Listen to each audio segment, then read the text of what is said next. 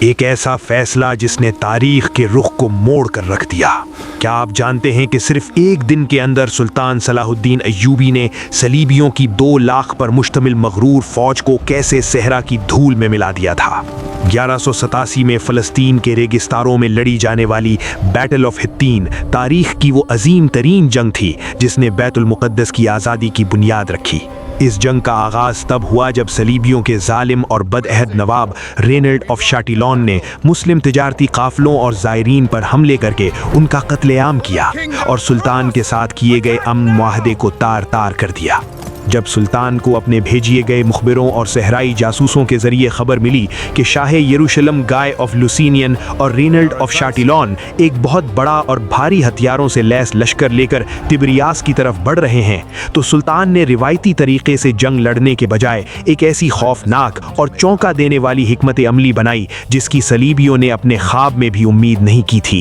سلطان نے تبریاس کے قلعے پر ایک مصنوعی محاصرہ قائم کیا تاکہ صلیبی فوج غصے اور غرور میں آ کر اپنی مضبوط پناہ گاہوں سے باہر نکلے۔ جیسے ہی گائے آف لوسینین نے اپنی فوج کو آگے بڑھنے کا حکم دیا، سلطان نے انہیں جھیل کے تازہ اور میٹھے پانی سے دور حطین کی تپتی اور خشک پہاڑیوں کی طرف دھکیل دیا۔ جولائی کی سخت کڑکتی دھوپ، لو کے تھپیڑے اور زرہ بختر کے بوجھ نے صلیبیوں کا برا حال کر دیا، اور سلطان نے ان کی رسد کے تمام راستے کاٹ کر انہیں پیاس کے صحرا میں محصور کر دیا۔ جب صلیبی پیاس سے نڈھال ہو کر رات کو خیمہ زن ہوئے تو سلطان صلاح الدین ایوبی نے اپنا اصلی سرپرائز ماسٹر سٹروک کھیلا۔ ایوبی مجاہدین نے خاموشی سے جا کر صلیبی کیمپوں کے گرد موجود تمام خشک جھاڑیوں اور گھاس کو آگ لگا دی۔ کچھ ہی دیر میں آگ کے شعلوں اور زہریلے دھوئیں نے پورے صلیبی لشکر کو گھیر لیا، جہاں نہ پینے کو پانی کی ایک بوند تھی اور نہ سانس لینے کو صاف ہوا۔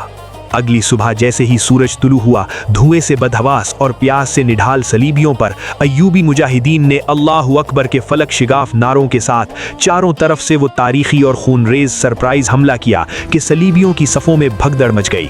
مسلمانوں کے تیر اندازوں اور گھڑ سواروں نے دشمن کے تمام غرور کو مٹی میں ملا دیا۔ وہ زرہ بختر جن پر کروسیڈر نائٹس کو ناز تھا، وہیں ان کی تپتی ہوئی قبریں بن گئیں۔ جنگ کے اختتام پر شاہ یروشلم گائے آف لوسینین کو گرفتار کر لیا گیا اور مسلمان زائرین کے قاتل رینلڈ آف شاٹیلون کو سلطان نے اپنے ہاتھ سے کیفر کردار تک پہنچایا۔ بیٹل آف حطین کی اس عبرتناک اور عظیم الشان فتح نے نہ صرف صلیبیوں کی طاقت کو ہمیشہ کے لیے توڑ کر رکھ دیا، بلکہ اسی فتح کے محض چند ہفتوں بعد بیت المقدس کی کافرانہ قبضے سے تاریخی آزادی ممکن ہوئی۔